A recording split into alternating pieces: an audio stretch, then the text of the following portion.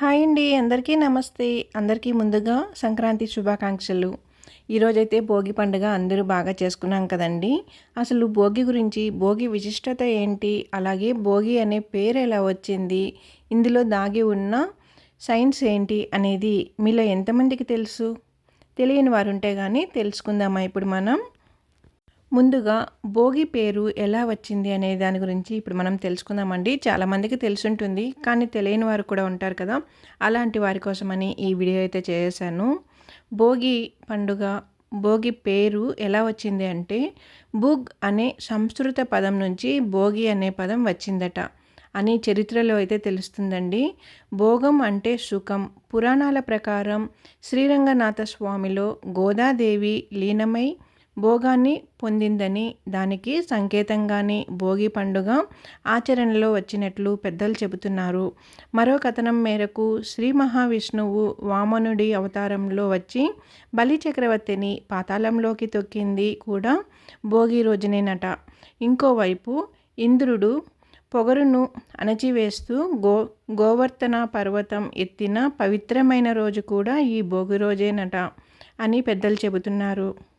అంతేకాదండి, రైతుల కోసం ఈశ్వరుడు నందిని భూమికి పంపిన పవిత్రమైన రోజునే ఈ భోగి రోజు అని, అందుకే ఈరోజు భోగి పండుగను జరుపుకుంటారని కూడా చెబుతున్నారు పెద్దవారు. ఇప్పుడు మనం తెలుసుకున్నాం కదండి, భోగి అనే పదం ఎలా వచ్చింది అని. సంస్కృతం ద్వారా ఈ భోగి అనే పదం వచ్చిందనమాట. ఇప్పుడు భోగి విశిష్టత, అందులో దాగి ఉన్న సైన్స్ గురించి తెలుసుకుందాం. భోగి పండుగ రోజు తెల్లవారుజామునే లేచి భోగి మంటలు వేస్తాము. సంక్రాంతి సమయంలో కొత్త పంట రావడంతో పొలాల నుంచి క్రిమికీటకాలు ఇళ్లలోకి వస్తాయని, భోగి మంటలు వేయడంతో అవన్నీ కూడా వెళ్ళిపోతాయని నమ్మకం. అలాగే సాయంత్రం వేళ చిన్నారులపై భోగి పండ్లు వేస్తారు. తెలుగు ప్రజలు ఎంతగానో ఇష్టంగా జరుపుకునే అతిపెద్ద పండుగ మకర సంక్రాంతి. మకర సంక్రాంతి పండుగ భోగితో మొదలవుతుంది. మకర సంక్రాంతి పండుగకు ముందు భోగి పండుగను జరుపుకుంటాము. సూర్యుడు మకర రాశిలో ప్రవేశించే రోజున జరుపుకునే మకర సంక్రాంతి పండుగను రెండు తెలుగు రాష్ట్రాలలో ఎంతో గొప్పగా నిర్వహిస్తూ ఉంటాము. ముఖ్యంగా సంక్రాంతి పండుగను 4 రోజుల పాటు జరుపుకుంటాము మన తెలుగువారం. కుటుంబ సభ్యులంతా కూడా ఒక్కచోట చేరి జరుపుకునే పండుగ ఈ సంక్రాంతి పండుగ. ప్రతి ఏడాది కూడా జనవరి 13, 14, 15, 16 తేదీల్లో ఈ పండుగ అనేది జరుపుకుంటూ ఉంటాము. జనవరి 13న భోగి, జనవరి 14న మకర సంక్రాంతి, జనవరి 15న కనుమ అని పిలుస్తూ ఉంటాము. అలాగే జనవరి 16న ముక్కనుమ అని పండుగ చేసుకుంటూ ఉంటాము. అంటే ఆ రోజున కోడి పందాలు, ఇంకా పశువులు పందాలతో కూడా జరుపుకుంటూ ఉంటాము. ప్రధానంగా భోగి మంటలతో భోగి పండుగను చేస్తారు. దక్షిణాయనంలో సూర్యుడు ఉండే చివరి రోజు భోగి. దక్షిణాయనంలో పడిన కష్టాలు తొలగిపోయి ఉత్తరాయణ కాలంలో సుఖ సంతోషాలు కలగబోయే భోగి పండుగ విశిష్టత. చలి తీవ్రతను తట్టుకునేందుకు ప్రజలు భోగి మంటలను వేస్తుంటారు. భోగి పండుగ రోజు తెల్లవారుజామునే లేచి భోగి మంటలు వేస్తాము. సంక్రాంతి సమయంలో కొత్త పంట రావటంతో పొలాల నుంచి క్రిమికీటకాలు వస్తాయని ఇందాక మనం చెప్పుకున్నాం కదండి. ఇలా భోగి మంటలు వేయడం ద్వారా ఆ క్రిమికీటకాలన్నీ కూడా రావని చెప్పి ఒక నమ్మకం. ఇంకా భోగి మంటలలో చెడును తగలబెట్టి మంచిని పెంచుకోవడమే ఈ పండుగ యొక్క విశిష్టత. భోగి మంటలకు ఎక్కువగా తాటి ఆకులు, ఇంకా చెరుకు ఆకు, అంటే ఈ నెలలోనే మనకి చెరుకు పంట అనేది వస్తుంది కాబట్టి చెరుకు ఆకు వాడుతూ ఉంటాము. ఈ భోగి మంటలలో ఆవు పేడతో చేసిన పిడకలు, ఇంట్లోని పాత బట్టలు, పాత చెక్క, పాత వస్తువులు, ఇంకా పాతవి చీపుర్లు, చాటలు ఇలాంటివన్నీ కూడా వేస్తాము. తెల్లవారుజామున 3 గంటల నుంచి 5 గంటల మధ్యలో ఇళ్ల ముందు భోగి మంటలు వేసుకుంటూ ఉంటాము. భోగి మంటల కోసం ముందు రోజే అన్నీ కూడా సిద్ధం చేసుకుంటూ ఉంటాము. భోగి రోజు పొద్దున్నే స్నానమాచరించి కొత్త బట్టలు ధరించి మరి ఎంతో నిష్టగా భోగి మంటలు వేసుకోవాలి. హోమాన్ని ఎంత పవిత్రంగా చేస్తారో భోగి మంటలను కూడా అంతే శుద్ధిగా చేసుకోవాలట. భోగి మంటల కోసం ముందే సిద్ధం చేసిన పిడకల మీద ఆవు నెయ్యి కర్పూరంతో వెలిగిస్తే మంచిదని చెబుతుంటారు. చిన్న పెద్ద అంతా భోగి మంటల చుట్టూ చేరి పాటలతో ఆడుతూ పాటలు పాడుతూ భోగి మంటల నుంచి వచ్చే సెగతో చలిని కాచుకుంటూ ఉంటాము. భోగి మంటల వల్ల చలి తగ్గడమే కాకుండా ఆరోగ్యపరంగా కూడా ఎన్నో లాభాలుంటాయి.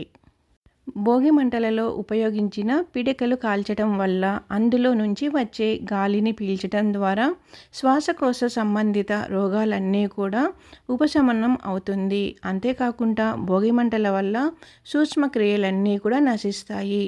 భోగి పండుగ రోజు పిల్లలకు భోగి పండ్లు పోస్తుంటాము. పిల్లల మీదున్న చెడు దిష్టి పోవాలనే ఉద్దేశంతో వారిపై రేగిపళ్ళను పోసి ఆశీర్వదిస్తాము.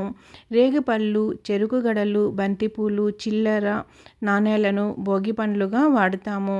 ఇలా చేస్తే ఆ నారదునికి అనుగ్రహం పిల్లలకు లభిస్తుంది. ఆయురారోగ్యాలు కలుగుతాయని ప్రజల విశ్వాసం. అలాగే ఈరోజు కొందరు బొమ్మల కొలువును కూడా నిర్వహిస్తారు. అంటే ఒక్కొక్క ప్రాంతంలో ఒక్కొక్కలాగా చేసుకుంటాం కదండి. ఇంకా సంక్రాంతి పండుగను పురస్కరించుకొని ఈరోజు 3 రోజులు విశేషమైన వంటకాలు చేస్తూ ఉంటాము. ముఖ్యంగా భోగి రోజు కొత్తగా వచ్చిన పంటలతో పొంగలి చేసి అమ్మవారికి నైవేద్యంగా సమర్పిస్తారు. మరికొందరు రొట్టెలు చేస్తారు. కొన్ని ప్రాంతాలలో కల కూరగాయలు అంటే అన్ని రకాల కూరగాయలు కొంచెం కొంచెం తీసుకొని కలకూరగా వండి స్వామివారికి పూజ గదిలో నైవేద్యంగా పెడతారు.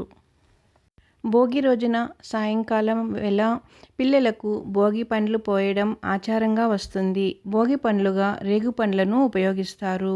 రేగుపండ్లు, బంతిపూలు, రెక్కలు, చిల్లర నాణెములు, ఇంకా చాక్లెట్లు, పిల్లలకి ఇష్టమైనవి అన్ని రకాలు కూడా కలుపుకొని ఈ రేగి పండ్లను పిల్లల తల మీద నుంచి పోస్తారు. ఇలా చేయడం వలన విష్ణువి అనుగ్రహం లభిస్తుందని విశ్వాసం. భోగి పండ్లు పోయడం వెనుక ఉన్న శాస్త్రీయ కోణం అంటే సైన్సు ఏమిటంటే పిల్లల తలపై భాగంలో బ్రహ్మరంధ్రం ఉంటుంది. భోగి పండ్లను పోసి దాన్ని ప్రేరేపితం చేస్తే పిల్లల్లో జ్ఞానం పెరుగుతుందని ఒక విశ్వాసం. రేగి పండ్లను బదరీ ఫలాలంటారు. అంటే రేగి పండ్లు విష్ణుమూర్తి స్వరూపంగా భావిస్తారు. శివుణ్ణి ప్రసన్నం చేసుకోవడానికి నారాయణులు బదరీకావనంలో ఘోర తపస్సు చేశారట. ఆ సమయంలో దేవతలు వారి తలల మీద బదరీ ఫలాలని కురిపించారని చెబుతారు. ఆనాటి సంఘటనకు ప్రతీకగా పిల్లలను నారాయణుడిగా భావించి భోగి పండ్లను పోసే సంప్రదాయం వచ్చిందని ఒక ప్రతీతి, నమ్మకం. భోగి పండుగ మర్నాడు సంక్రాంతి అంటే సూర్యుడి పండుగ. రేగుపండు గుండ్రని రూపం సూర్యుడి రంగుని పోలి ఉంటుంది కనుక ఈ రేగుపండుని అర్కా ఫలమని కూడా పిలుస్తారు. సూర్యుని ఆశీస్సులు పిల్లలపై ఉండాలని, ఆరోగ్యంగా నిండు నూరేండ్లు జీవించాలని కోరుతూ ఈ భోగి పండ్లను పిల్లలకు పోస్తారట. కొంతమంది నెలల పిల్లల నుంచి 12 సంవత్సరాల లోపు చిన్నారుల తలపై భోగి పండ్లను పోసి పెద్దవారి ఆశీస్సులు ఇప్పిస్తారు. ఇంకా పిల్లలని దీవించటానికి వచ్చిన పెద్దవారికందరికీ కూడా తాంబూలం అవి పిల్లల చేతుల మీదుగా ఇప్పించి వారి తల మీద అక్షింతలు వేసి వారిని ఆశీర్వదిస్తారు. ఇలా చేయడం వల్ల పిల్లలు ఆరోగ్యంతో ఆయురారోగ్యాలతో నిండు నూరేండ్లు సుఖ సంతోషాలతో మంచి తెలివితేటలతో ఉంటారని నమ్మకం. ఇదండి భోగి మంటలలో ఉన్న సైన్స్ ఎంత దాగుందో మనం తెలుసుకున్నాం కదండి. చాలామందికి తెలుసుంటుంది, చాలామందికి తెలియకుండా ఉంటుంది. తెలియని వారి కోసమని ఈ వీడియో అయితే చేశానండి. అందరికీ ఈ వీడియో నచ్చుంటుందని అనుకుంటున్నాను. వీడియో నచ్చినట్లయితే నా ఛానల్ సబ్స్క్రైబ్ చేసుకొని లైక్ ఇవ్వండి. నన్ను ఎంతగానో ప్రోత్సహిస్తున్న యూట్యూబ్ సబ్స్క్రైబర్స్కి, నా స్నేహితులకి, నా జీవితంలో నా చుట్టూ ఉండటం నా అదృష్టం. మీ అందరి సహచర్యముతోని నేను ఆనందంగా జీవిస్తున్నాను. మీరు చేపట్టిన ప్రతి పని విజయవంతం కావాలని, మీకు చక్కటి ఆరోగ్యం, ఐశ్వర్యం మరియు మనసుకు ప్రశాంతత ఆ భగవంతుడు ఇవ్వాలని కోరుకుంటూ మీకు, మీ కుటుంబ సభ్యులకు భోగి మరియు సంక్రాంతి శుభాకాంక్షలు. ఇట్లు మీ శోభారెడ్డి. వీడియో మీకు నచ్చినట్లయితే నా ఛానల్ సబ్స్క్రైబ్ చేసుకొని లైక్ ఇవ్వండి. అందరికీ మరొకసారి సంక్రాంతి శుభాకాంక్షలు. అందరూ కూడా మీ కుటుంబాలతో, మీ ఫ్రెండ్స్తో పండగ బాగా జరుపుకోవాలని కోరుకుంటూ ఉన్నాను. Happy Bhogi, happy Sankranti, happy Kanuma.